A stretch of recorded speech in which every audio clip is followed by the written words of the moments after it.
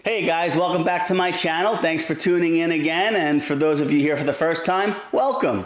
And welcome to episode 2 of my new series. During this whole COVID coronavirus crap, my virtual dog training sessions have increased, even though I've been doing them for a number of years now. So I decided to share some of these sessions with you in the hopes that some of the trials and tribulations that my clients are going through, you may be going through as well, and hopefully this can help you overcome some of the challenges, training or otherwise. So sit back, relax, and enjoy this episode. It's actually the first of 4 sessions I've had with this client, and I'll be sure to share follow-up sessions with all of you as well.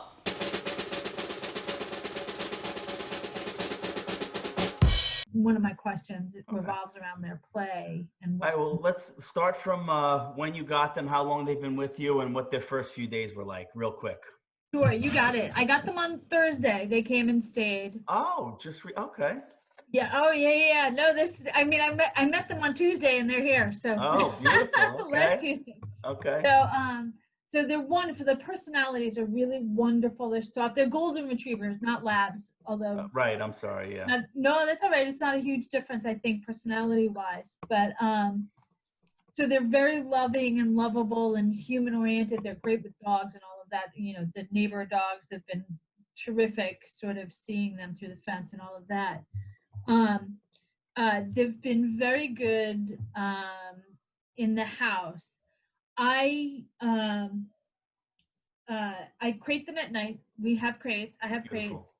So I have been crating them at night. They're very good. They do not like to be alone. So the first night I had the crates downstairs, my bedroom's upstairs, and they were yelping. And I let that go for a little while. I let it go for about 45 minutes. And then I was like, they're not going to stop.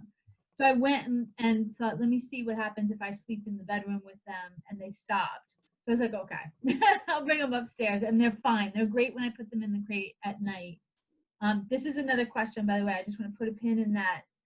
I've never had a dog that I've trained through to adulthood. My last dog was a late rescue at 8. She was not crated. And my first dog, I did get as a puppy, but she got sick in the crate a bunch as a little puppy.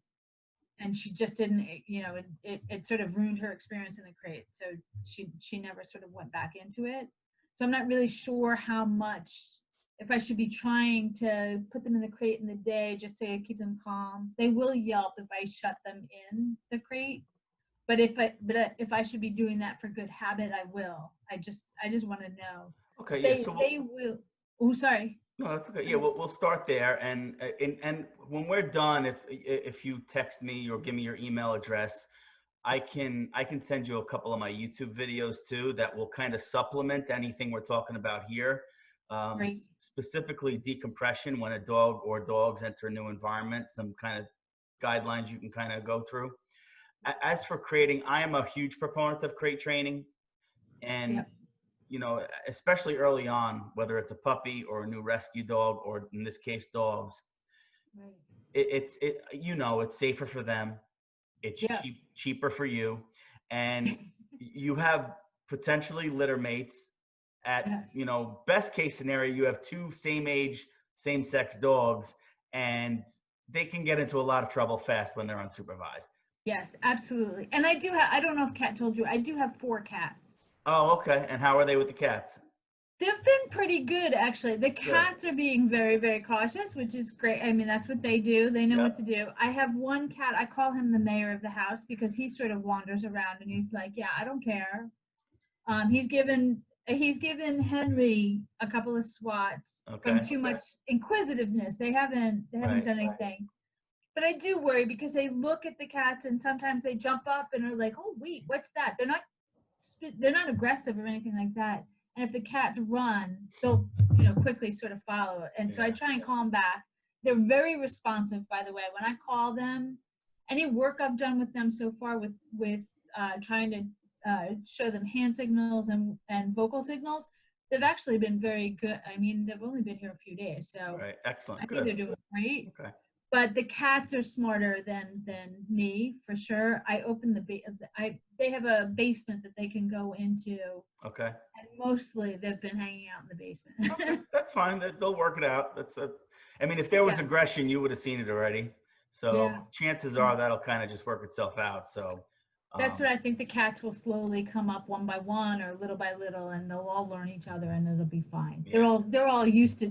The cats are used to a dog, so right, good. for them, they know it's a new dog, and two dogs is Right. scary. So So getting back to the crate. So, and it's fine. You put them in the bedroom.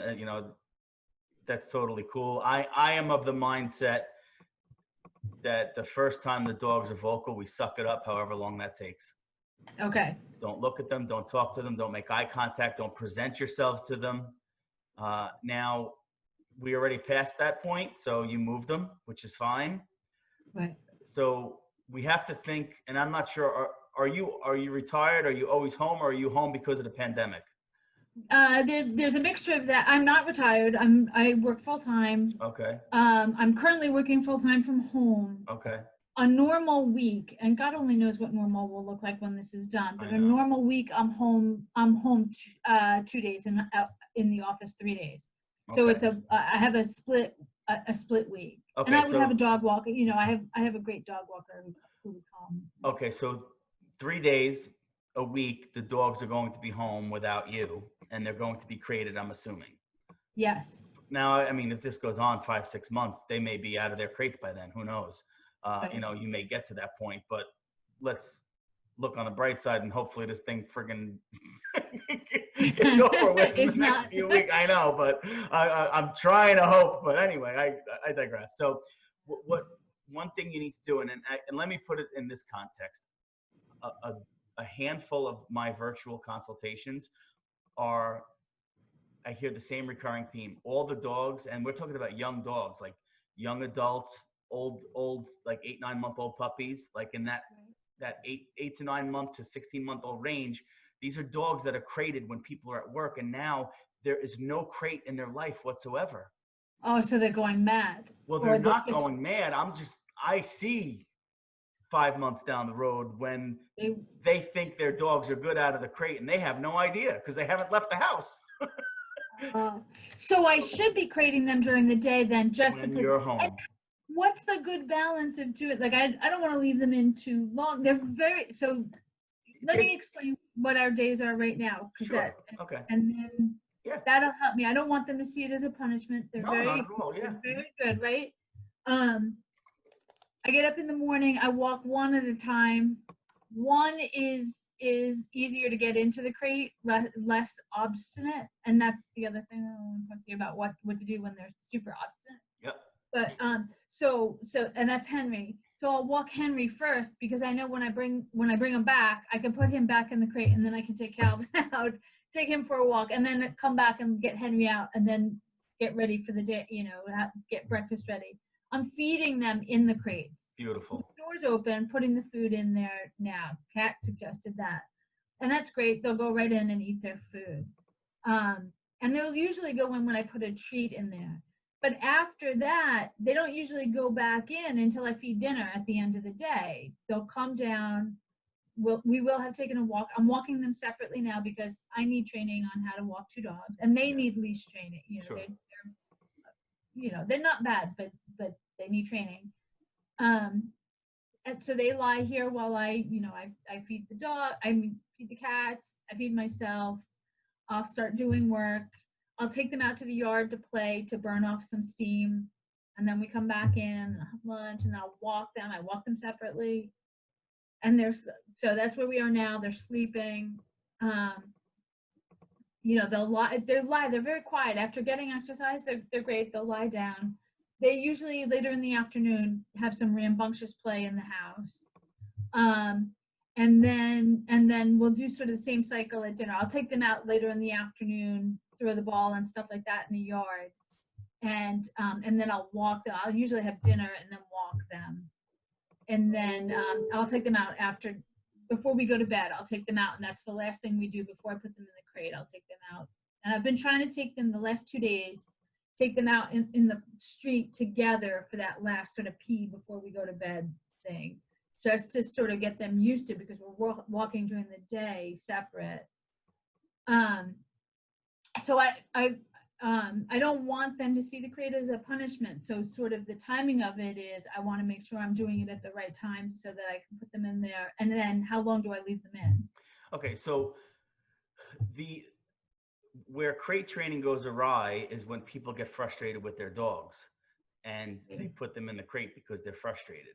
And they don't have to put them in all angry and forcefully, but that frustrating energy, dogs, they pick up on that, and that's where the negative association with the crate occurs. And so like, let's say you have a 4-month-old puppy that just chewed the crap out of your favorite pair of shoes, right? Right. Or chewed up the carpet. Like, that puppy has to go in the crate because you have to tend to clean up the mess. Take a deep breath, compose yourself, grab a yummy treat. Come on, buddy, get in the motherfucking crate. You got to be happy about it, and Right. use treats until you don't need treats. Okay. It's that simple. And I'm an operant conditioning trainer, so I subscribe to all schedules of reinforcement. I don't lean towards tools. I don't lean towards treats. I do whatever works. But when it comes to creating positive association with things or situations, always positive reinforcement. Right. So toss that treat in there. Now, as far as, and again, maybe you have treats on, if they're in the bedroom, so maybe there's some treats on the dresser that they can't reach, because Goldens, especially Goldens, they're very handsy. They'll pick stuff right off your dresser. Oh, yes, they will.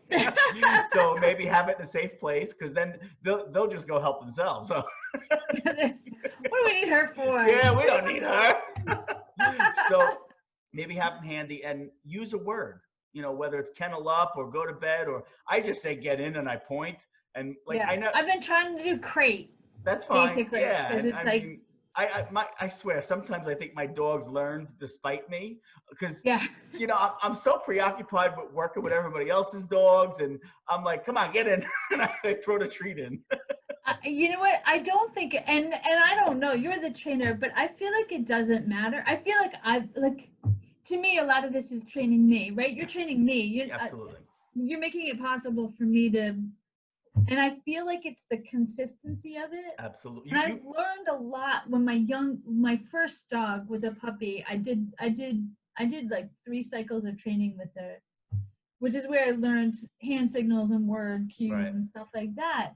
And I feel like sometimes, as long as I'm being consistent, as long as I know what I'm asking them to do, and they see the same thing over and over again with the, wait, sit, stay, whatever, as long as I'm being consistent with how I do it. And repetition creates reliability. So like, if you want for them to go in the crate, you can call it banana. It doesn't matter what you call it. As long as it's the same thing every time, that's how conditioning occurs. You say banana, toss the treat in, they follow the treat in. Before long, you're saying banana, they're going in the crate, then you're giving the treat. Yeah. Right? They're still getting the treat, but the timing of the treat is going to change. And before long, you say kennel or whatever. You say kennel? I say crate. Crate. Okay, that's fine. Yeah. And you just say crate and you point. So initially it's going to be crate. You're going to throw the treat in as you're saying crate. They're going to follow it in. Good boys. Close the doors calmly. You're done. Before long, you're going to say crate. That treat isn't even going to land yet. They're going to be in there. Yeah. And okay. We're talking like a few days, most likely, because they're older. They're not, they're 2 years old. They're 2 years old. Yeah. Yeah. So and they're, as I say, they're very responsive. Yeah. They really are. Yeah. I mean, they're.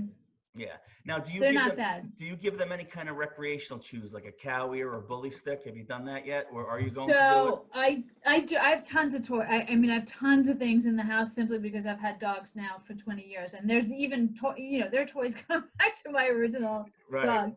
But I did get them, and I know they're not the best, but Chewy is so delayed right now that I did just pick up these big sort of flavored Nylabones, like big chew. Oh, okay. And are they chewing that I had on in them? there. What's that? Are they chewing on them?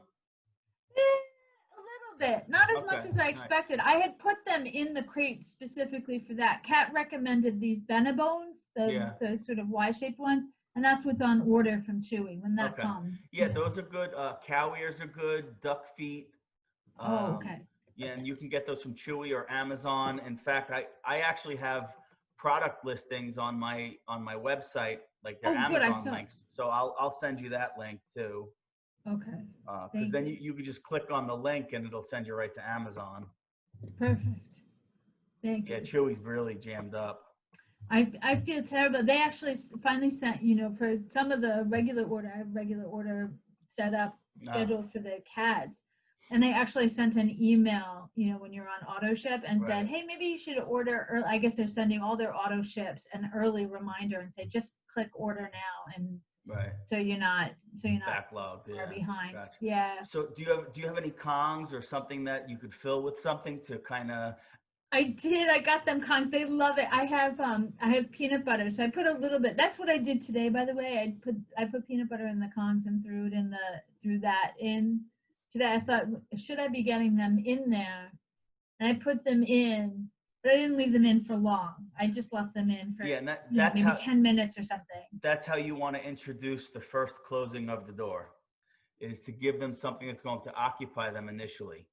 Okay. Right. So, because you asked about how long you should keep them in there.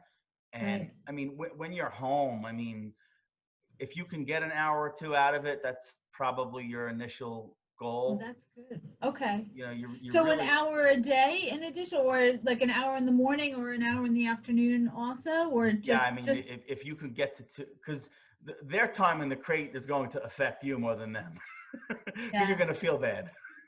Yeah. So And if they're crying, I mean, it is distracting. if they're crying, that's a problem. So here's the thing: is if you're working and if you're putting them in the crate at 12 p.m. and you know Right. that you have a conference call at 1 p.m., you're gonna have to suck it up, and hopefully they quiet down within the hour, so you could take them out when they're quiet. The Right. problem is when you take them out when they're vocal, what are you teaching them? Yeah, that I'll respond to Right. them. So now let's say they whine for a half hour, right? Right. And you're like, ah, shit, I'm just going to let them out, right? The next Yeah. time, if you try to suck it up for a half hour, they're going to whine for at least 32 minutes. Right. Right? They're going to go longer because they know it works. Yeah. Now, if they bark for a half hour and you ignore them, and at 31 minutes they shut up, and then you let them out, the next time they're going to bark for 28 minutes. Yeah. You understand? Okay. And these are just arbitrary figures I'm throwing out at you, but I understand. the No, I objective is understand. if you can find your first window where what time does your workday end? 4 or 5 o'clock? Yeah. At this point, it's ending because it's such a funny day, and Okay. I take time to walk the dog, so it doesn't actually really Well, end. yeah. Do you do calls? You have conference calls and stuff? I'm sure. No, not so much. Okay. I'm an editor. So Okay. I write and edit online. Okay. So you don't have any conversations that are going to be interfered with. So Not typically. okay. So you have to suck it up. You have to Yeah. put them in the crate, whatever time that is, and just let them bark it out. Okay. And what if they bark for longer than an hour? They might. I mean, They might bark what's for that? 3 hours. Then just let them bark. Let them do it. Do Don't not let give them in. out. Don't look at them. Don't yell at them. Don't present yourself to them. Okay. All right. I may have already made a mistake with that. We know you did, but that's okay. That's okay. So I'll work on it now. Now, when you're walking one and the other one's left behind, where is the one left behind? So what I do is I usually put them in a bedroom Okay. and shut the door and leave them in there. Is the one left behind barking? Sometimes, yeah. And one of them is clearly more dominant or sort of the leader of the other one. And the one that is more submissive tends to bark more, but they will both bark. But eventually they'll quiet down. And that's gotten much better, by the way, over time. So you can expect the same in the crate then. Expect the same. Yeah, Good, okay. The problem is you have them side by side, I'm guessing, right? Yes. So that barking could kind of contribute to each other's anxiety. Yeah. So it could take a little longer for them to quiet down initially in the crate. Is it better to have them separated? No, I mean the crate separated. I mean, it doesn't really matter. It's fine. The main Okay, thing is that when you start closing them in the crate for an extended period of time, it's that initial few minutes you want to give them something to occupy them, like a stuffed Kong or a cow ear. because they're going in there and they're not associating the crate with you leaving. They're associating the crate with a nice, yummy chew. The good thing. Okay. And Right. ironically, that's a lot of times where dogs, they develop crate anxiety because people crate train their dogs. The only time the dogs go in the crate are when the people leave. Oh yeah. So they're associating the crate with separation. That's not how we want to associate the crate for them. You know what I mean? It's just, The crate, it's just part of their schedule. yeah. So that's why, you know, if you have a pretty set schedule yourself, maybe every day at 11 o'clock, 11 to 1, they're going in the crate. Yeah. Okay. That's actually really good because I mean, eventually I will, I'm sure, go back to the office. Although who really, I mean, I really don't know. Right. I really don't know how this would change we are a very flexible workplace already, and I can almost see them saying, okay, maybe we don't need any offices at all. Yeah, right. But I do want them to get used. I'm taking this opportunity of working from home to do the utmost that I can to train them as closely as I can, because the world is different. When this ends, the world is different, not just with work, but I have a lake house, and I want to be able to take them, like I want to do as much good training with them, because when I get them to the lake house, I want them to be able to swim, but it's not fenced in or anything like that, you know. So it's going to be, I want them looking at me as master. Yeah, and you know, the whole structure, the consistent schedule, the consistent behavior from you, that promotes consistent behavior in them. And yeah, you know, sit down, come, stay, all that stuff comes into play. But I mean, just about anybody can teach their dog to sit down, come, and stay. It's, you know, you need to hear, and you're saying half the stuff. I was doing great stuff. Because you know that you need to hear it, right? Which we do in any endeavor, whether it's dog training or the self-help genre or exercise. We need to hear stuff that's going to contribute to our success in that endeavor. Yeah. So, and that's true. And I was just doing every other week I do this online dog training forum with a panel of dog trainers. We were just talking about this in the thing we recorded earlier today, and I say it all the time, that dogs are going to learn and their behavior is going to be conditioned, whether you're part of the equation or not. And if you're not part of the equation, they're going to develop behaviors that do not align with your expectations of them. Yes. So I don't want that. No. And that's why we need to create structure and schedule and consistency and doing the same thing every day, right? Especially right now, because our lives have gone so crazy. I mean, everyone I know, and I'm a dog trainer and I do a lot of boarding and training at my house for rescues. Right. So like in that regard, my life hasn't changed that much, but I haven't had a private training session in 3 weeks. So amazing, that part of it has changed drastically, right? Yeah. My dog's lives haven't changed at all, right? But we're still caring for them the same way. You know, we still stick to our same schedule for the most part. And fortunately, God willing, everything goes back to normal. You go back to work 3 days a week. Still, most of their week isn't going to change much because you're going to be home. Right. Right. Right. But 3 days out of the week, they're going to need they're going to need coping mechanisms to help them through when they're in the crate for 8-9 hours with maybe a midday walk from a walker. Right. They're still going to be in there for a substantial amount of time compared to now. So we have to prepare them for that. Yes. Okay. Excellent. Yeah. I'll do it. Yeah. And again, you know, and I mean, you can always text me or email me if you have questions. I mean, obviously I'm here for you. So thank you. No, I would say if it's okay with you, and I don't know how you want to do this, but if it's okay with you, if we could do sort of regular sessions. Yeah, I could tell you right now, pardon my appearance, I'm in my workout clothes, but I have an extra long cable. So I back up, I get my dogs up here if I need to show you how to do something. So I use my dogs to help you work with your dogs. So if you want to do like, you know, training and handling sessions, we can do that. I just need you to set up your camera far enough away so I could see you and your dogs. We can do that. We could definitely do that. Yeah. I'm sitting. I'm sitting in my eating it. You can't see them, but one of them. Oh, did I just? you're with me. Aw. That's Calvin. Aw. Oh, Henry's under the table. Sorry, I'm in a dining area. That's okay. There's Henry. Can you see him? Aw. There you go. So I can definitely do it. I mean, Yeah, I'm we sort of, can. Yeah, we can. Actually, I normally don't do a lot of corrections with people, but one of my old time clients, they were having a hard time with their new dog, and I actually had to bring my dog. I'm upstairs in my office. I had to bring one of my dogs up to show them where to put the collar, and we were both working the correction. It's just a little leash pop. It's not like we were giving them a harsh correction. right. But they didn't do it in like 15 years, so they were really rusty. So that was just one example of, and with sit down, come and stay, it's even easier to emulate that through the screen. Yeah. So, I mean, the sit, they are perfect for sit. Yeah. I mean, they're perfect for sit even before I got treats. Like I went and got treats this weekend. I didn't have training treats. Now that I have training treats, like the little tiny treats, yep. they're perfect on. They are perfect on weight, on sit. Beautiful. They are nowhere close to perfect on stay and calm. That I've got to work on, but I have to work on them separately. You have to work them individually.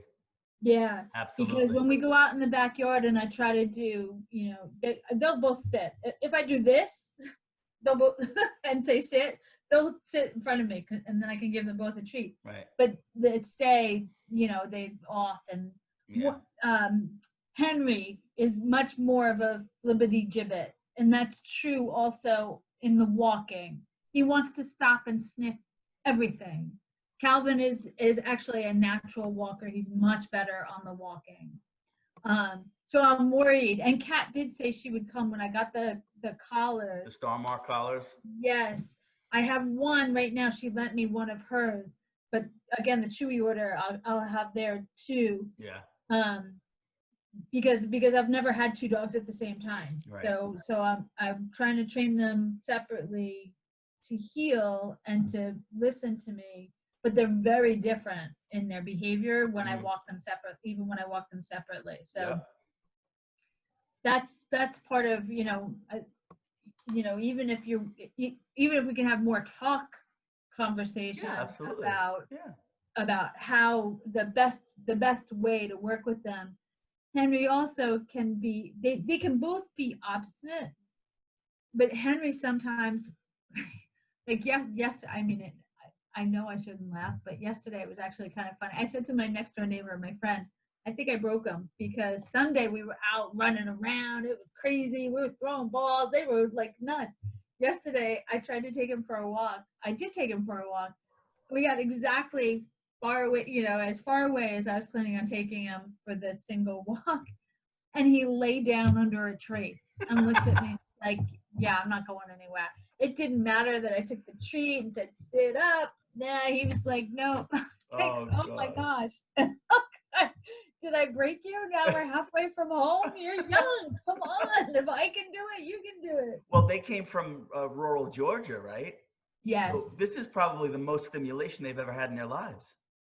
Yeah. Oh, I didn't even think about that. I just think of them as young and like they're young, healthy puppies. But yeah. And where are you located? You're in New Jersey? I'm in New Jersey, in Bergen County. Oh, okay. So yeah, obviously I'm originally from Jersey. I'm in North Carolina now. 201. But yeah, and the accent, dead giveaway. But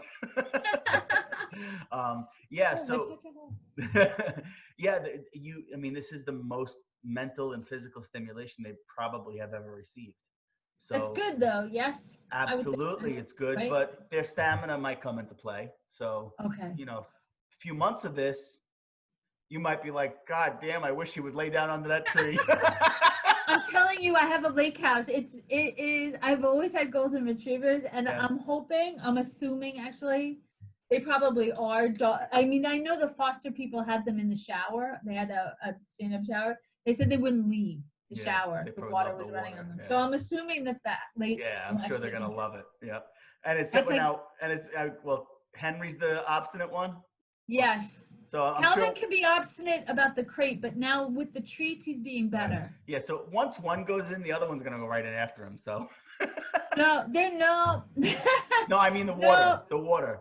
Oh, the water? Yeah, the Oh, water. yeah. Yeah, I you'll be think they'll fine. go right in the water. I'll be Yeah, honest with yeah, you. yeah. I don't think it'll be a question. I think Yeah. I'll take them there. I'm more concerned at the lake. Again, there's no fence or anything like that. Right. So I'm more concerned, and they're young and they can run around like crazy.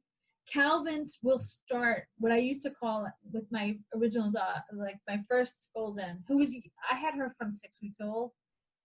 My last golden, I got her as a senior rescue, and she had been, she was a sad girl. She lived in a backyard for 8 years, so she was much quieter by the time she came to me. But Phoenix would do this thing I called the crazy eights. When they run around like lunatics. Zoomies, She would literally do figure eights. Calvin does a version of that where he tears around and then Henry starts chasing after him. Right. So I'm more concerned with being able to get them to respond to me so that they don't crazy eat themselves, Now, do onto the street. you have a yard too? I have a yard, but it's not fenced in. So Oh, okay. I have good neighbors to the one side. I mean, I have good neighbors on both sides. Very good friends on the one side who have a dog, and we spend a lot of time at the waterfront together. Good friends across the street who also have a dog who spend a lot of time at our waterfront. But I want to have enough control over them where they respond to stop or down or whatever command is the best command to get them to put the brakes on and not go racing around, and suddenly take off somewhere. Yeah, and that goes back to, especially when you go out in distractions, to work them individually, right? So Right. Anytime we're in a training regimen with our dogs, we always have to start where distractions are lowest. Okay. So for argument's sake, let's say that's your living room. Okay. Right. One dog's in the crate. You're working one dog in the living room. Sit down, come and stay in a very small, confined, low distraction area. Make sure the cats are away. You need to get to 100% reliability inside with no distractions. Yes. Because outside you cut that in half. I got you. So it's not to take them out in the backyard and work on it here first. Yes, you can, but you because the progression is inside, no distractions. The next environment you work them is either your front yard or your backyard, because that's also their territory, not as much distractions as the lake. Right. So, and that's where you need to have them on leash, work them on leash, and ultimately you're going to take one down to the lake to work them before they even go in the water. Okay. Good. And that's where having a long leash comes in handy. If you have a 15 or 20-foot training leash. I have one. I think it's up there actually, because Brandy again was a late rescue. So actually when she first went swimming, I had her on the long leash. She had never been swimming before. Right. So. And obviously I missed a step because you're not at your lake house right now, right? No. Right. No. So I'm trying to do as much training as I can here. Right. So your living room I can't go up there. Your living room where you are now is not the same environment as your living room in your lake house. So the first time you go there with the boys, it's all about training in that environment. Okay. You understand? Right. Every place they have never been, you have to work them before just so you can gauge what kind of reliability you have in a new environment. Okay. And then as you consistently expose them to new environments and work them, right? Yeah, you're gathering information, they're improving reliability. But what happens most times with smart dogs is they just start generalizing and they say, okay, it doesn't matter where we are, I'm listening to mom. Okay. Yeah. Right? But we don't know that until we work them in new and specific environments. Okay. And luckily they're 2, so it's not like they're 9 months old and you don't know what you're going to have when they're 2.5. You kind of know what their adult temperament is already. And that's a good thing. Yeah. Okay. So so just think every new place that they're in, whether it's your house, your walk, a new route on your walk. Yes. I have been trying to change the route, actually. It's an opportunity to work them on the walks. Even if you just did one thing, and I actually have let me jot that down. I'll send you my 7-day dog care challenge as well. Okay. Those are like things you could do on a daily basis to help improve reliability. But one of them is to have a structured, controlled walk where you may go out, take them on a walk and just stay in front of your house, maybe 1,000 feet each way. Just walk back and forth every 20 or 30 steps, stop and put them in a sit. Oh, Walk okay. 20 or 30 steps, stop, put them in a sit. Okay. Bring their minds down, right? Because walks are all about woo, right? We need to bring Yeah. their minds down, and we need to get them focusing on us. So Yes. whether That's it. Yes. I was late to do that, but I've been trying to get them to look at me, yeah, using a look or a watch me command is totally fine. But I think sit is one of the most underused obedience commands because it's just a cute thing to some dog owners. But it can be such a valuable control tool. Right. Think about it. If our dogs sit reliably, and what I mean Yeah. by that is sit under any circumstances, Right. think about what kind of power you have. Ah, okay.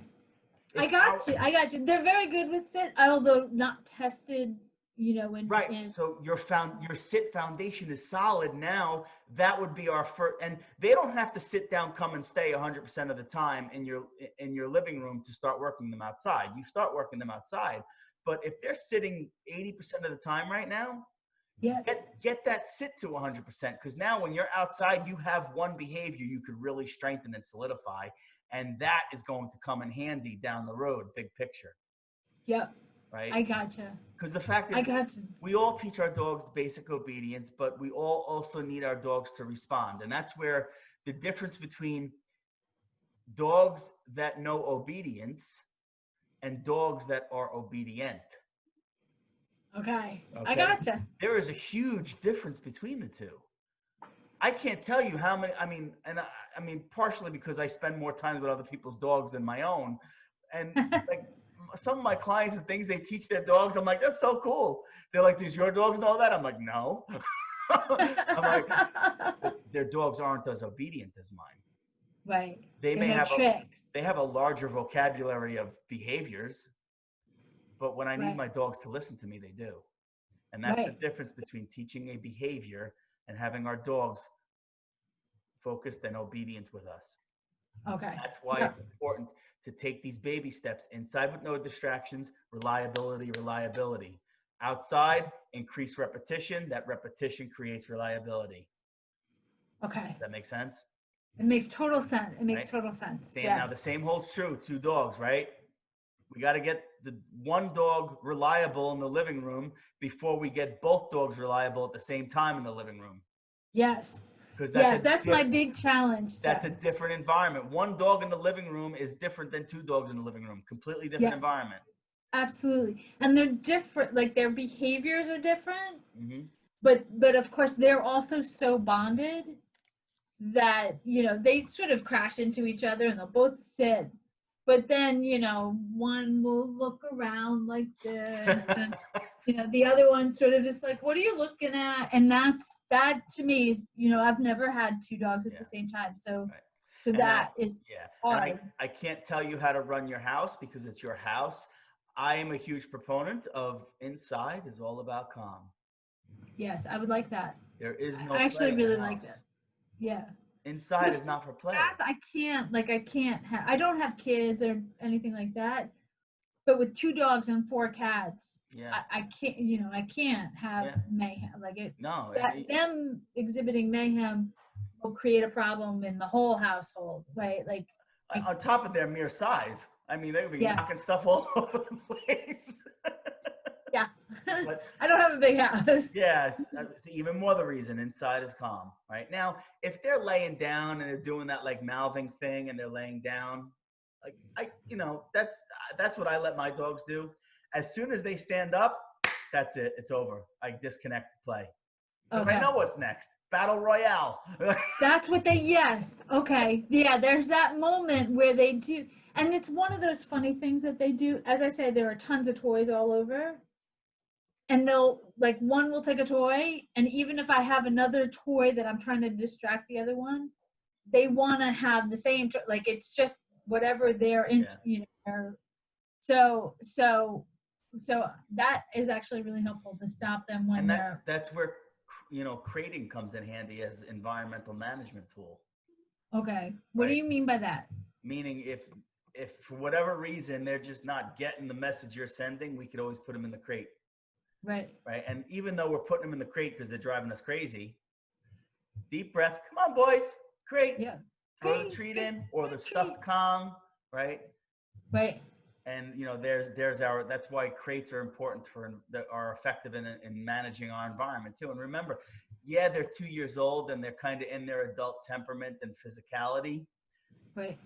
They could be very socially immature because they just never works. Remember, and the cat told me they're from rural Georgia. I mean, Yeah. I can tell you right now, and a lot of the dogs, half the rescues that send me dogs to work with them for a month in my enrichment program, the Right. rescues are up north, but the dogs came from here, so they wind up coming to me in North Carolina before they head up north. Right. I tell people the same thing. I'm like, look, I live in a pretty, I mean, we're country, but not that country. There's like 11 houses in our cul-de-sac, but everybody's got like 2 acres. And this is, and I try to get them out to the gas stations and the stores and the outdoor malls. I cannot emulate Northern New Jersey. I just can't. There's just not, the population doesn't support what I need to expose these dogs to. Yeah. So It's dense. I mean, it's totally dense here. I know I'm from Secaucus, so Oh, are you really? Oh my gosh. Okay, so yeah, you know. yeah. I moved down here 5 years ago. So, and after that, I lived in Bloomfield, so which was another house on top of a house. It really it's true. It's true. And but even in I live in Ridgewood. Oh, okay. So I live up close to where Cat is. Yep. And even here, it's not like, I mean, I have a tiny yard. We're house on top of house here too. It's not quite as close as Bloomfield. Right. And actually, I can't. I mean, when I think of Secaucus, I really think of like Harmon Cove and the Meadowlands. Right. Right. Yeah. I can't imagine like otherwise. Well, I mean, everybody pretty much has a 50 by 100 lot. Yeah, that's basically the neighborhood that I'm in. Yeah. And there are tons of dogs. Yep. Which is good. But I mean, these guys are absolutely. We they're can't emulate that good. in the South. So yeah. Again, you're a lot of things you're experiencing, they're experiencing for the first time. It's interesting. Okay. And you're telling me that they've acclimated pretty quickly in a few days. Yeah, they're doing very well. And but I also know that it's only been 5 days, and they're there's a whole world of life behind that. I'm not suggesting. Yeah, no, I know. Yeah, but I mean, the fact that they've settled in pretty quickly is good, because then you could focus on like what we're doing now. You could focus on what you need to focus on with them. So yes. Yeah. They're not. I mean, I think part of that is me being lucky in the fact that their personalities are so wonderful, and of course they've been. I think if I look back on the website, they maybe came up a month ago. I think they transported up a month ago. So they've been in the foster home for a good 3 or 4 weeks at least also, which I think was good for them too. They've sort of gotten used to it. But their personalities are, I mean, they're complete mushes. They're total. Henry, I call the melter, because if you scratch his chest, he literally will melt this way, like his head thrown back, and he goes, and he falls on the ground. It's like, I've never seen a dog do that, and I've always had golden retrievers. I'm like, that's funny. They're very. I mean, I think the dogs are good. Like they're good. And that's the thing. If you have dogs with good personalities, their temperament is solid. Yeah. Everything else is, you got a dog with a good temperament, you can train it to do anything. So don't feel too overwhelmed if you're feeling overwhelmed. So good. All right. I said to Kat, I don't want to screw up from this point, like not being able to do in-person training. I don't want to do the wrong things now and make it so much harder to fix it later. And this is all like, it's new for me to have the 2 dogs and to do it. So I want to do as much right as possible. I don't want to be too complicated, but I want to take the steps now that at least are laying the foundation for the right, the right future, rather than screwing myself up and then making it a big mess for them and for me, trying to undo stuff. Yeah. So it's really important to me to get it right from here. Even if I do it slowly, I don't want to do the wrong things. I just want to try. I can tell you right now, almost every client I've ever worked with over the past 25 years, right? Almost every bad behavior their dog experienced was inadvertently rewarded by the owner. Yes. Right. I know it's all about that. And half the time it wasn't done maliciously. It was done because they were overly loving at the wrong time. They were rewarding stimulated and elevated states of mind, right? They were acknowledging, and rewarding exuberance in situations where we needed the opposite. Yes. So, see, I need help with that too. So like because you laugh sometimes, or you like when they look cute, or they're whatever. The first time it's funny, just think about a little 8-year-old boy that does something really stupid, and the adults laugh. It's always funny as far as the 8-year-old's concerned. That's what you got. Forever and ever. All right. See, I need to think about those things too when I'm doing it. When in doubt, ignore crazy and reward calm. Okay. Inside the house, right? Because remember, if we don't have control inside, forget about what your goals are outside. Yeah. Okay. That's actually really, really helpful. Yeah. And that'll help me. Again, I mean, I'll send you some videos, and obviously we can have we can meet as often as you like, because I'm home all the time now. So. Me too. So I'm pretty flexible. Although again, these video consults have increased, which is great. But so I think when you feed them, right? Yes. You're feeding them in the crate. Yep. Are you putting the food in first and they're chasing the food in? Yes. Do you think they'll go in without the food being in there? Henry will. I don't know that Calvin will, but I think Henry will. Well, I don't know that they'll both chase a treat in. Yes. Okay. Yeah. So is it possible to toss that treat in, to get them in the crate, close the crate door, close the crate door. Oh, okay. And then approach with the food bowls. They're both probably going to be happy to eat. I'm guessing they're good eaters, because most Goldens are. They are.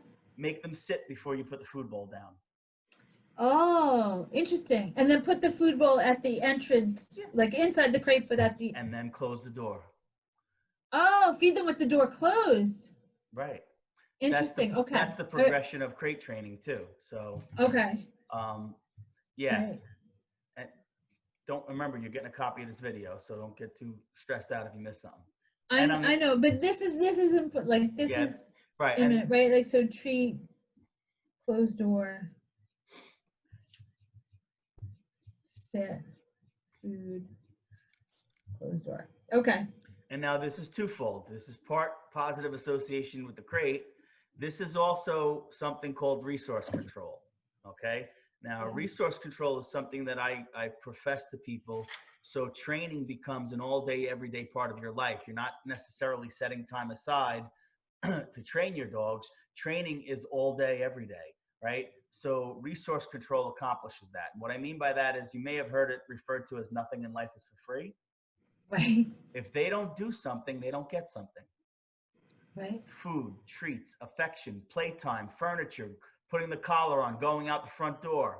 These are all resources or privileges that they must earn. They earn by performing obedience. Right. And that's how you accomplish obedient from obedience. Okay, I gotcha. And I gotcha. You do this a few meals, what do you think is going to happen when you approach their crates with the food? They're going to go running in. Right into a sit. Yeah. You're not even going to have to say it. Yeah. Yeah. And okay. Now that's awesome. Now they're offering behaviors. Yes. That's where we want them to be. Yes. Right. All right. That's awesome. Yeah. I can't wait to try that, actually. That's awesome. Yeah. They're very responsive to that kind of thing. Like, they definitely are. Remember, not just food. If you're stuffing a Kong. Right. Get them in that crate. They got us. And you're telling me their sit is pretty good right now. Their sit is very good. If there's peanut butter involved, they're going to be like, boom. Yeah. Okay, they love that damn Kong. And the peanut butter I have is a little out of date, so it tastes a little stale. I ordered more. That's what. So it tastes a little stale. I'm like, man, I don't really like the taste of this, but they love it. Yeah, yeah. They're very good. Jeff, I've been, I use this because distinguishing that from stay, I use this for sit, like Okay. one finger. They will sit with the hand signal. Usually, I say it because I'm trying to associate the word and the signal. Sure. Yep. But So they're very are you good. doing it like this? Sort of on an angle. So your arms out a little further? Yes, What's your stay command going to be? that. Okay, so Is that too close? gesture-wise, it's pretty close. What I would suggest you do is do this for sit, Oh, okay. motion like this, Okay. because then your stay is going to be that. There's a huge Okay. difference in position. Okay. So they'll have to. Okay. Sit, right? And think about it, you're going to have a treat here anyway, so it's going to be more like this, right? Yes. You know, Yes, sit, and that, I mean, that's what, that's so it's pretty close to that. We're just changing the motion. just the different, okay, Yeah, all right. right? Because then it's going to be stay, right? Yeah, And yes. also, when I do the stay, I like to project my arm out like this. And I don't know if it does. I feel like it projects my energy towards them and kind of Right. holds them in place a little longer when I'm teaching it. Right. You know what I mean? Okay. So I feel like, you know, that push forward of energy. I don't want to get too zen on you, but I'm a big believer in energy and the transference of energy between handler and dog. Right. So I feel that this motion really gets them, Helps that. you know? Okay. So All right, yeah, I'm so, going to practice that then. Yep. I'll switch that. yeah, and start every time. Remember, you're feeding them in the crate. You're giving them their Kongs now. You're going to try and squeak out a couple of hours in the crate. You're going to suck it up. You're not going to let them out. You're not going to acknowledge them. You're not going to present yourselves when they're barking. They got to bark it out. Okay. Yep. The baby's I got to will. cry it out at night until the baby goes to sleep, right? Yes. The thing is, at night, they Yeah, it's nighttime. They they're- go to sleep. yeah, they don't think twice about it. You're also in there with them. Yes. Well, that was clearly a big thing. So Yeah. that's what I did when I went down and slept with them. I was like, all right. Yeah. I'm gonna do that. If you really want to push the issue, you Yeah. could move them back and just let them bark it out. Yeah. But if it's I working, kind for of you- like having them in the room. Is there anything, like, there's nothing harmful about it, right? I've always sort of slept with my animals. you live alone, Yes. they belong in the bedroom with you. Yeah. Okay. Good. That's not a training issue. That's, you know, you got two big freaking dogs. Yeah. Want them next to you. Yeah. You know, I mean, they've always been, the Yeah. pets have always been, like, the dogs anyway, the cats, you know, our cats pit are different. our Cats pit are, bulls sleep with us. I cuddle with them. I spoon with them. Like, yeah. but they also earn the privilege of coming up in bed. Yes. You know, if they're in bed already when I walk in, I get them off. I situate myself. I lay down, then I call them up. Oh, that's good. Okay. Right. These guys, I don't know where they learned, but they do jump on the bed, so I make them get off. Yeah. the Yeah. bed. And it's a little too soon for them to be sleeping with you. Oh, yeah. You know, and I don't know if they ever will, but if they do, just keep in mind right now, the crate is again, that going back to managing the environment, right? If you can't supervise them or they're driving you crazy, right? You want to put them in the crate. Well, when you're sleeping, they're also unsupervised because Right. you're unconscious. Yeah. So, On the best nights, yeah. so just keep that in mind. And, you know, if they're in the bedroom and you're in the kitchen, they're unsupervised. Right. When they're Right. unsupervised, they're still behaving Yeah. in general, whether that's good or bad as far as you're concerned. So whatever they're engaged in is going to reproduce itself. Yeah. So if you're in the kitchen and they're in the bedroom doing something bad, that bad behavior is more likely to happen again. Yeah. So that's why it's important. Treat them like puppies right now, at Yeah. least for a little while longer. And right now, like, we're home, so you have time to work through this. It's not like you got them on a Friday, you're going back to work on Monday, and you're like, you know, so. That's right. Oh, no. That's why this is great to do this. And I'll work them out. Do you think over time, like over these, over however long this is, I mean, New Jersey, they just renewed the order for 30 days. Yeah. So My whole we family. originally were talking about going back to work on the 24th of April, but they're going to have to extend it to early May. Yeah. So do you think I should aim, and I know we're coming up to an hour, even without my glasses, I can see. But really. should I aim for, okay, so right now the aim when I put them in the crate is for them to be, until they bark it out, and then let them out when they stop barking, and build that up. Should I aim to try and get to the point where, by May, if I can, they're sort of in there a few hours in the morning, a few hours in the afternoon, sort of closer to what their day would be when I go back to the office Yeah. those 3 days? Your primary, they don't pee and poop in the crate, right? No. Oh, So no, they're great. you're not crating them because they're not housebroken either, right? No, they've been great. So they're crated purely for management and safety. Right. So really, whether it's 2 or 3 hours versus 8 hours doesn't matter. Okay. All right. So it's just getting them to the point where they're happy and comfortable there for a little while. For an extended period of time. And then if you get a date where you're going to be going back to the office, when you get, whenever that happens, then the restrictions on how we can move about in public will also change, which means you'll be out of the house as a byproduct of that. So Right. they'll be used to you being out of the house probably before you even go back to work. Yeah, that's probably true. And I'm gonna, That's and I, probably maybe it true. won't And I'm happen going to that be way. cautious about going back to work because this thing scares me. Yeah, it's crazy. It really is. I mean, I'm not. I mean, I don't tend to overreact, but I'm wearing gloves and masks when I go to Costco, so I don't care. If it really were an illness that was close to the flu or whatever, the illness sounds really awful. Yeah. It's like my worst nightmare. Yeah. The suffocation part of it, and the randomness of who goes bad. Apart from, I'm older, but I'm not in that older, I'm not in that 60 and above, but still enough people under 60, it can turn bad. And it just is. So I'm going to be slow to get on the train because I'm a trainer. And, oh, okay. Yeah, I don't blame you. So I'm not rushing there. And again, my job is really flexible. So Right. I don't think I'm going to have a huge rush, but at some point I'm sure they'll have us go back. Yeah. Okay.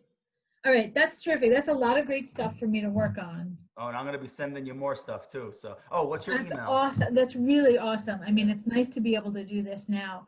And then I'll probably schedule another session with you if that's okay. Yeah, if sure. we could do a couple regular sessions, Of course. just so I, as I go through it and get them organized. I'm sure I'm gonna have more questions. Oh yeah, no problem at all. We didn't really approach all my questions about walking, so that's gonna. Yeah, that's walking, gonna be. I'm probably going to need to see some video too. That's the best way I can help you. Yes, I'll have, again, Kat offered to come and from a distance help me sort of do that once I get the collars. Okay. So I'm sure she'll help me take videos. Just make sure when you get those collars, you have to fit them. You have to take links off. You got Goldens. They got a pretty thick mane. Yes. So that collar, you're going to think it's really tight. Make sure it's really tight. Oh, okay. All right. That's what Kat was saying. She thought this one was too loose for them. The more snug it is, the less of a correction you need. Okay. Oh, that's it's going to be handled. In fact, on one of the videos I'm sending you, I have a star mark video on how to use it. But you got Kat, so she's been using them for years, so that's awesome. But yeah, with Goldens or like double coated dogs, you got to make sure it's tighter than even like on a short coated dog because it's got to get through that fur. So and you have Goldens and they don't feel pain at all. So. they really don't see. I mean, it helps, but they really don't seem to like think twice about it. But they've been they have been pretty good. Yeah. It's that also, and it'll be helpful to do it. I was watching her when she was practicing when she brought them here last Thursday. So I try to do the heel. I'm not I've never really trained too much to heel. Brandy was trained when she came here. She was a very good walker. She stayed close. And I was telling her, Phoenix, my first dog, unfortunately, I very early on put her on a retractable leash. And she was a good dog and very well meaning and could do all sorts of things, but she would probably be the obedient. She knew obedience, but wasn't because those retractable leashes, she was like all over the place walking. Like she'd go here, she'd go there. I was the only person who was happy walking her because I was used to it. But my parents are like, "This is a pain in the neck. She's going all across, and the leash is around, and it's thin." And so that's for me. This is again a big place where I need to be trained. Sure. Yeah, absolutely. Sum it up there. What's your email? And I'll send you a couple of video links, and take a look at them when you can. Watch what you can. Obviously, the crate training. I mean, I'll send you that video anyway. It's all of them are under 20 minutes, so they're not long. The 7-day dog care challenge. That's where you add something new to the dog's day, the dog's life every day. But we talked about some of it, including resource control, inside the house is calm, all that kind of stuff. But teaching an off command, they off though, right? They get off the couch, the bed. They will, but it takes. I don't think they're reacting to the off. They're reacting to me. I think saying, sort of sweeping Has it gotten down. better every day? Yeah, they're good. They're good. Okay. They'll react to it. Okay. They'll Perfect. get off. Okay. So they're not the kind of. But they still are jumping on. Right. So don't Well, get me wrong. and That's the one thing about leaving the dog in the bedroom while I take the other dog out for a walk. I'm sure the dog I leave in the bedroom is probably jumping right on the bed to look out the window. Yeah. So what do you think our recourse is? For that crate? In the crate. All right, that's what I'm going to do, crate now. If they don't have access to the bed, they can't jump on They it. can't get on it. Yeah, that's so logical. Yeah, and remember, every time they engage in a behavior that suits their purpose, they're more likely to engage in that same behavior. Yeah. That's why positive reinforcement works so damn well. It's just that it occurs with or without us. So we just have to convince them our way is the better way. That's right. Our treats are better. Yeah. So, yeah. So that's all for now. Thanks again for tuning in. And hey, if you like this video, give me a thumbs up. Don't forget to subscribe. Click that bell so you get notified when I upload new content as well. And I'll see you guys soon. I hope you have a wonderful day.